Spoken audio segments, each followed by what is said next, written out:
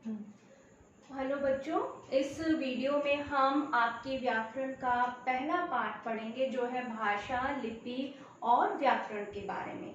अब मैं आपको जो बात बोल रही हूँ वो उसके लिए मैंने क्या काम में लिया है, भाषा को काम में लिया है। तो मैं जो आपको बताना चाह रही हूँ या समझाना चाह रही हूँ, मैं किसके द्वारा समझा रही हूँ? भाषा के द्वारा। अगर आपको भी आपके मन में कोई विचार है और वो आप दूसरे तक पहुंचाना चाहते हो तो उसके लिए आप किसको काम में लोगे? भाषा को काम में लोगे। तो भाषा क्या है, इसकी क्या जरूरत पड़ी, लिपि क्या है, लिपि कैसे आई, या व्याकरण की हमें क्या जरूरत है, वो सब कुछ हम इस चैप्टर में, इस पाठ में विस्तार से पढ़ेंगे। अब भाषा जो है वो भाष धातु से बना है और भाष का अर्थ होता है बोलना। अब धातु क्या है? जो बेटा संस्कृत पढ़ते हैं उन्हें पता होगा कि धातु क्या होता है। धातु का मतलब है उसका मूल रूप। मूल का क्या मतलब है? जड़। जड़ यानी रूट, जहां से शुरुआत होती है। तो जो उसका शुरुआती रूप है, जहां से ये शब्द बना है, उत्पन्न हुआ है, वो शब्द है भाष और उसका अर्थ होता है बोलना। भाषा विचारों के आदान प्रदान का साधन है। यानी अगर हम भाषा को परिभाषित करना चाहें, उसकी डेफिनेशन देना चाहें, तो हम क्या बोल सकते हैं कि भाषा जो है वो विचारों के आदान प्रदान का साधन है। यानी जो मेरे मन में विचार आ रहे हैं और मैं आप लोगों को बताना चाहती हूँ, या आपके मन में जो विचार आते हैं वो आप दूसरों को या मुझ तक बताना चाहते हैं, तो उसके लिए आप किसको काम में ले रहे हैं? भाषा को। और आदान प्रदान का क्या मतलब है? लेना और देना। मतलब मैं अपने विचारों को आप तक देना चाह रही हूँ तो मैं भाषा को काम में ले रही हूँ, आप अपने विचार दूसरे तक पहुंचाना चाह रहे हैं तो आप भाषा को काम में ले रहे हैं। अब भाषा जो है विचारों के आदान प्रदान का साधन है। भाषा के कितने रूप हैं? भाषा के दो रूप हैं। एक तो है मौखिक भाषा और दूसरा है लिखित भाषा। मौखिक शब्द जो है वो मुख प्लस इक प्रत्यय को जोड़ने से बना है। प्रत्यय जो किसी शब्द के पीछे लग करके नया शब्द बनाते हैं, तो मुख प्लस इक से मिलकर के बना है मौखिक शब्द। यानी बोल करके जो हम भाषा व्यक्त कर रहे हैं वो रूप जो होता है वो मौखिक भाषा कहलाता है। जैसे भाषण देना, समाचार पढ़ना या आपस में बात करना, वो सब क्या, या फोन पर बात करना, वो सब किस भाषा के रूप है? मौखिक भाषा के रूप है। लिखित भाषा जब हम लिख कर के अपने विचारों को प्रकट करते हैं तो वो लिखित भाषा कहलाती है। और इसका उदाहरण क्या है? जैसे आप एग्जाम के टाइम अपने पेपर में लिख रहे होते हैं तो वो क्या है? लिखित भाषा का रूप है। किसी को पत्र लिखना, वो क्या है? लिखित भाषा का रूप है। एक और भाषा सुनने में आती है, वो है सांकेतिक या मूक भाषा। तो आपने अपने गंगानगर में अंध विद्यालय है, वहां पर आप कभी गए हो तो वहां पर मूक और बधिर लोग भी रहते हैं। यानी जो गूंगे हैं और बहरे हैं, तो वो लोग जो है, और जो अंधे लोग हैं वो अपनी भाषा को कैसे, ना तो वो बोल सकते हैं ना वो सुन सकते हैं, तो वो संकेतों के द्वारा जो है अपनी बात जो है दूसरे तक पहुंचाते हैं और दूसरा संकेत के द्वारा ही उनको समझता है और संकेत के द्वारा ही उनको समझाता है। जैसे आपने ट्रैफिक सिग्नल पर देखा होगा, जो ट्रैफिक पुलिस है वो इशारे करता है और वो हाथ से इशारे कर रहा है और हम समझ जाते हैं कि हमें रुकना है, कि हमें चलना है, कि हमें लेफ्ट मुड़ना है, कि हमें राइट मुड़ना है। तो वो सारा जो रूप है वो सांकेतिक भाषा या मूक भाषा में आता है। लेकिन जो मुख्य रूप है भाषा के वो मौखिक रूप और लिखित रूप ही होते हैं। भाषा के रूप हमने पढ़े मौखिक और लिखित, और अब है भाषा की इकाइयां। इकाइयां से क्या मतलब है? उसका एक एक हिस्सा। भाषा किस तरह से डेवलप हुई है, किस तरह से बनी है। ठीक है, पहले ही इंसान जो है लिखने नहीं लग गया था या एकदम से वो बोलने नहीं लग गया था। सबसे पहले उसने तरह तरह की आवाजें निकालनी शुरू की। तो भाषा का जो सबसे पहले छोटा जो रूप है वो है ध्वनि। और ध्वनि कोई भी साउंड, मैंने कहा क, अ, म, अब मैं क्या कर रही हूँ? आवाज निकाल रही हूँ, ये क्या है? ध्वनि है। तो प्रत्येक जो स्वतंत्र आवाज है वो ध्वनि कहलाती है। और ध्वनि जो है मौखिक भाषा का, हमने दो रूप पढ़े थे, मौखिक भाषा और लिखित भाषा। तो मौखिक भाषा का जो सबसे छोटा जो रूप है वो ध्वनि कहलाता है। ध्वनि जो है वो मौखिक भाषा का सबसे छोटा रूप होता है। उसके बाद आता है वर्ण। वर्ण वो ध्वनि है जिसके जो है भाषा की जो लिखित रूप में जो सबसे छोटा जो हिस्सा है, लिखित भाषा का जो सबसे छोटा हिस्सा है वो वर्ण कहलाता है, जिसके टुकड़े नहीं हो सकते। ठीक है, जैसे अ, इ, उ, क, ख, ग। जब आप छोटे थे, स्कूल आना शुरू किया आपने, तो सबसे पहले आपको मैम ने लिखना नहीं शुरू कर दिया था कि लिखना सिखाना शुरू कर दिया हो। उन्होंने सबसे पहले आपको वर्णमाला सिखाई होगी, एक एक वर्ण सिखाया होगा। जैसे इंग्लिश में आप अल्फाबेट सीखते हो लिखना या बोलना, उस और भाषा में क्या सीखते हो, वर्ण सीखते हो। तो वर्ण जो है वो लिखित भाषा का सबसे छोटा हिस्सा होता है, जिसके टुकड़े नहीं हो सकते। जैसे हम कोई बिल्डिंग बनाते हैं, कोई बिल्डिंग बना रहे हैं तो हम एक एक ईंट करके जोड़ते जाते हैं, फिर हम नक्शे के अनुसार उसको बनाते चले जाते हैं। हमने एक रूम बनाया, 2 रूम बनाया, किचन बनाया, इस तरह से उसमें ईंटों की ज़रूरत होती है, उसमें सीमेंट की ज़रूरत है, फिर छत डालते हैं हम लोग। इस तरह से कर करके हम पूरा घर तैयार कर देते हैं। तो भाषा को जो बनाने वाली है इकाइयां, जो उसके हिस्से क्या है, उसमें सबसे छोटा हिस्सा है वर्ण, लिखित भाषा का। ध्वनि है मौखिक भाषा का, तो वर्ण है लिखित भाषा का सबसे छोटा हिस्सा, जिसके टुकड़े नहीं हो सकते। सबसे छोटी मूल ध्वनि, मूल का मतलब क्या है, जड़, रूट जो होती है, जहां से शुरुआत होती है। ठीक है, तो सबसे छोटी मूल ध्वनि है जिसके टुकड़े नहीं हो सकते। ठीक है, अगर हम इसके टुकड़े करेंगे तो नहीं हो सकते, उनका कोई भी महत्व नहीं है। ठीक है, फिर वर्णों से जोड़ करके क्या बनते हैं, शब्द। लेकिन खाली वर्ण को जोड़ देने से शब्द नहीं बनता है।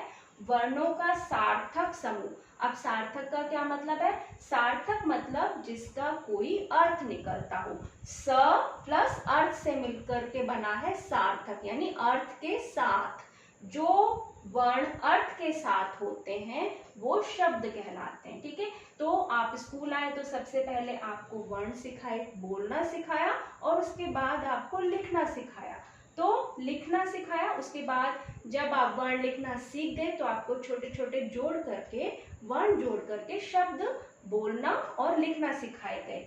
तो वो वर्णों को जोड़ना जो होता है, सार्थक रूप से जोड़ना, जिसका कोई अर्थ निकल रहा हो, वो क्या कहलाते हैं, शब्द। यानी भाषा की इकाई में, लिखित भाषा में सबसे पहले वर्ण आते हैं, वर्णों का सार्थक समूह शब्द कहलाता है, और उसके बाद शब्द सीखने के बाद हम लोग छोटे छोटे वाक्य बनाना सीखते हैं। जब आप छोटे थे तो आप याद करिए कि पहले आपने क्या सीखा, उसके बाद आपको क्या सिखाया गया, और फिर किस तरह से आप वाक्य लिखना सीखे। अब शब्दों का सार्थक समूह, जब हम शब्द बनाना सीख गए तब हमने क्या किया, शब्दों को सार्थक रूप से जोड़ा। सार्थक मतलब कोई अर्थ निकल रहा हो। ठीक है, तो शब्दों को जब हमने सार्थक रूप से जोड़ा तो वो क्या बन गए, वाक्य बन गए, और वाक्य जोड़ जोड़ कर किसका निर्माण हो गया, भाषा का। तो ये क्या हुआ, भाषा की इकाइयां, जिसमें मौखिक भाषा का जो सबसे छोटा रूप है वो है ध्वनि, यानी कोई भी स्वतंत्र आवाज। वर्ण क्या है, भाषा की लिखित रूप में सबसे छोटी इकाई या सबसे छोटा हिस्सा जो होता है वो वर्ण होता है, जिसके टुकड़े नहीं हो सकते। ठीक है, तीसरा क्या है, शब्द। शब्द किससे मिलते हैं, बनते हैं, शब्द बनते हैं वर्ण से, वो भी सार्थक रूप से जोड़ने पर। और शब्दों को जब हम सार्थक रूप से जोड़ते हैं तो क्या बनते हैं, वाक्य, और इस तरह से हम भाषा को लिखना और बोलना सीख जाते हैं। हाँ जी, अब आपके आते हैं भाषा के प्रकार। हमने पढ़ा भाषा की इकाइयां, इससे पहले पढ़ा हमने भाषा के रूप, अब है भाषा के प्रकार। इसमें है पहले नंबर पर मातृभाषा, फिर सेकंड नंबर पर है राजभाषा, थर्ड नंबर पर है राष्ट्रभाषा, और फोर्थ नंबर पर है अंतरराष्ट्रीय भाषा। मातृभाषा क्या होती है, मातृ का मतलब होता है माँ, यानी माँ की भाषा। जो बच्चा अपनी माँ से या अपने परिवार से घर में सीखता है, सबसे पहले सीखता है, वो उसकी मातृभाषा होती है। ठीक है। कोई बच्चा पंजाबी बोलने वाले परिवार में जिसका जन्म हुआ है वो पंजाबी सीख जाएगा पहले। उसके घर में अगर मम्मा पंजाबी में बात करते हैं, पापा पंजाबी में बात करते हैं, अगर किसी में राजस्थानी भाषा बोली जा रही है तो वो राजस्थानी भाषा सीख जाता है।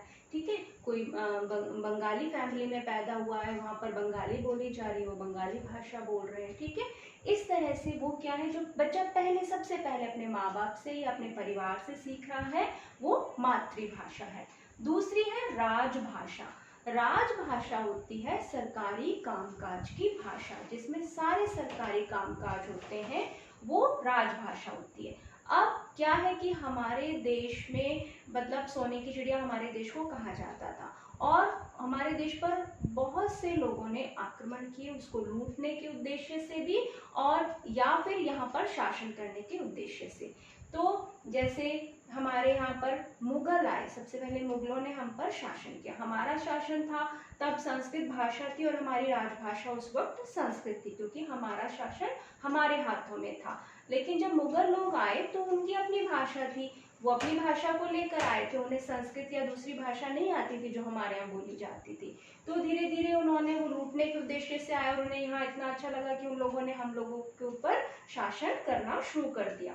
जब उनके ऊपर उनके हाथ में आ गई सत्ता, उनका शासन हमारे ऊपर हो गया, तो उन्होंने अपनी भाषा किसको रख लिया, जो उनकी उर्दू या फारसी जो उनकी भाषा थी वो हमारी सरकारी उन्होंने भाषा बना ली अपने कामकाज की, जो भी काम होते थे। मुगलों के बाद हमारे देश पर आक्रमण किया अंग्रेजों ने। अंग्रेज आए तो अपनी भाषा साथ लेकर आए, और उस वक्त हमारी जो राजभाषा थी, जो सरकारी कामकाज होते थे, वो किस भाषा में होने लगे, अंग्रेजी भाषा में। ठीक है। हमारा देश आज़ाद हुआ, उसके बाद हमारी भाषा क्या थी, हमारे पास तो हिंदी थी। अब हमारा शासन हो गया तो क्या हुआ कि हमें अपनी भाषा में काम करना हमें ज़रूरी था कि हम अपनी भाषा को राजभाषा बनाएं। लेकिन क्या था कि हमारी भाषा थोड़ा पिछड़ गई थी। क्यों पिछड़ गई थी, क्योंकि मुगलों का शासन रहा सालों तक, उसके बाद मुगल लोगों के बाद अंग्रेज लोग आ गए तो अंग्रेजी भाषा आ गई।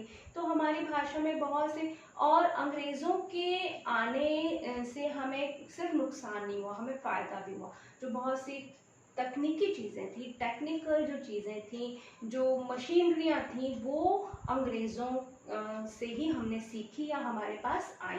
ठीक है।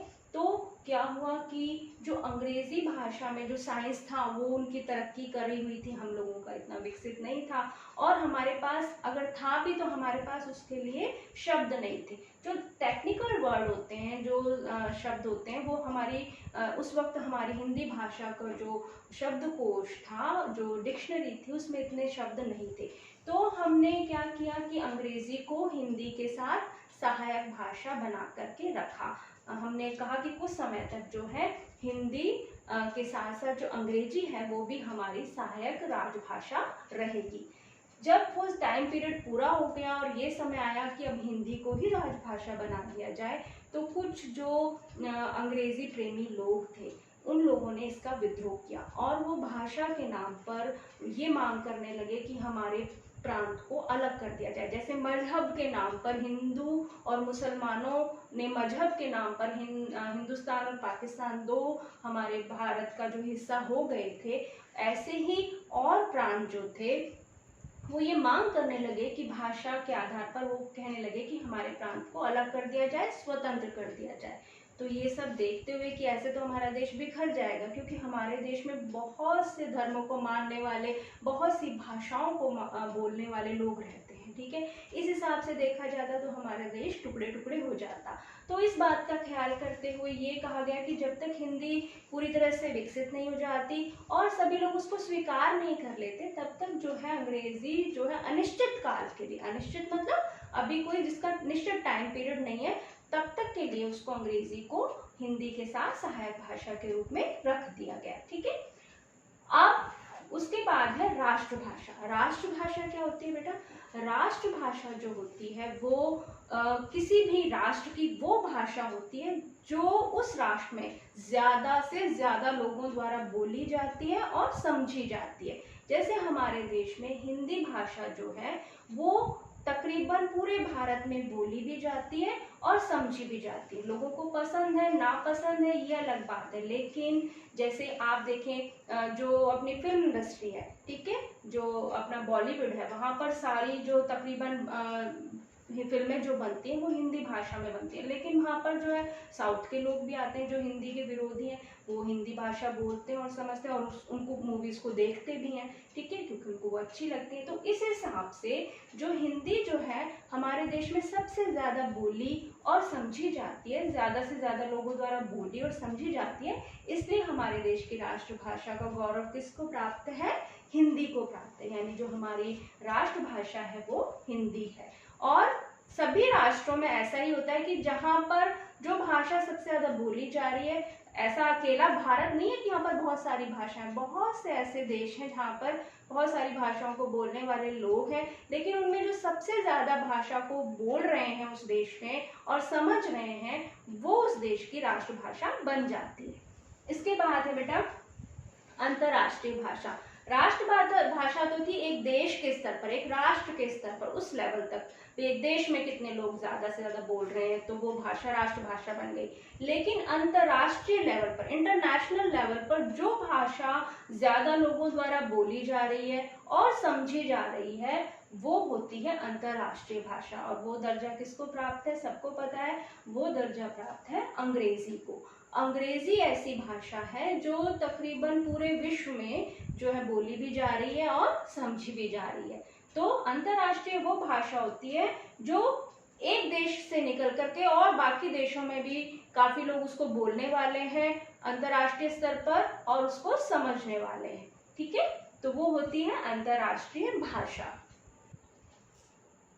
हमारे संविधान में बेटा कुल 22 भाषाओं को मान्यता दी गई है और ये भाषाएं हैं उर्दू, पंजाबी, उड़िया, गुजराती, मराठी, तमिल, मलयालम, कन्नड़, असमिया, बांग्ला, मणिपुरी, संथाली, नेपाली, बोडो, डोगरी, कश्मीरी, सिंधी, कोंकणी, मैथिली, संस्कृत, हिंदी, तेलुगु, ये 22 भाषाएं हैं जिन्हें हमारे संविधान ने मान्यता प्रदान की है। मान्यता प्रदान करने का मतलब क्या कि इन भाषाओं में जो है सरकारी कामकाज भी हो सकता है और इन भाषाओं को बोलने वाले लोग भी हैं और इन भाषाओं में साहित्य रचना भी होती है। मैंने आपको बताया कि 22 भाषाओं को मान्यता जो है प्रदान की गई है हमारे संविधान में। तो मान्यता प्रदान करने के लिए क्या कंडीशन होनी चाहिए? किस भाषा को, ऐसे तो बहुत सारी भाषाएं बोली जाती है, तो उन्हीं भाषाओं को क्यों मान्यता दी गई? वो इस कारण कि एक तो उनको बोलने वालों की अधिक संख्या है, ठीक है, दूसरा उनमें जो है साहित्य रचना हो रही है। जैसे हिंदी में हम कहानी लिख रहे हैं, उपन्यास लिख रहे हैं, अपन निबंध लिख रहे हैं, कविताएं लिख रहे हैं, तो इन भाषाओं में भी ये सब कुछ लिखा जा रहा है और लोग उसको पढ़ते हैं, ठीक है, तो साहित्य रचना हो रही है। और इसके बाद जब मान्यता मिल गई तो इसके बाद उसको सरकारी कामकाज में भी हम ले सकते हैं। कोई ऑफिशियल जो वर्क होता है, कोई एप्लीकेशन लिखनी है, कोई और काम है, तो वो जो सरकारी कामकाज है उसमें उन भाषाओं को काम में लिया जा सकता है, ठीक है। सबसे बड़ी बात कि जो विश्व की भाषाओं में जो हमारी हिंदी भाषा है उसको तीसरा स्थान प्राप्त है, यानी वो 3rd नंबर पर है, यानी हिंदी को पूरे विश्व में बोलने वालों की जो संख्या है वो तीसरे नंबर पर आती है। तो इस तरह से हमें गर्व होना चाहिए कि हिंदी हमारी भाषा है। आज हमने क्या क्या पढ़ा? हमने पढ़ा कि भाषा क्या होती है, उसकी उत्पत्ति किससे हुई है? भाष धातु से हुई है जिसका अर्थ होता है बोलना। फिर हमने पढ़ा कि उसके कितने रूप है, उसके 2 रूप है, मौखिक रूप और लिखित रूप। मौखिक मतलब बोल करके और लिखित मतलब लिख करके। फिर हमने पढ़ा कि भाषा की इकाइयां कितनी, हमने पढ़ा कि भाषा की 4 इकाइयां हैं, वो है ध्वनि जो मौखिक भाषा का सबसे छोटा रूप होता है, यानी स्वतंत्र बोलने वाली कोई भी आवाज, ठीक है। उसके बाद हमने पढ़ा वर्ण, वर्ण जो लिखित भाषा की सबसे छोटी इकाई है और उसके टुकड़े नहीं हो सकते। उसके बाद हमने पढ़ा कि वर्णों को सार्थक रूप से जोड़ने पर शब्द बनते हैं और शब्दों को सार्थक रूप से जोड़ने पर क्या बन जाते हैं? वाक्य, और इस तरह से भाषा का निर्माण हो जाता है। उसके बाद हमने पढ़ा कि हमारी भाषा के रूप कितने हैं।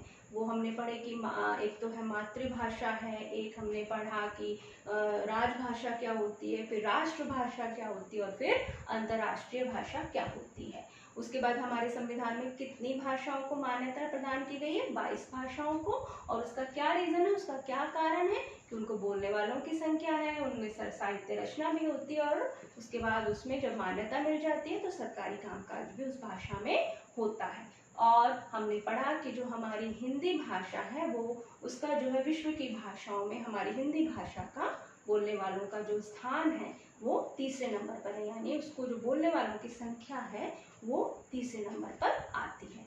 इस वीडियो में इतना ही, इसके आगे का जो है वो हम कल पढ़ेंगे।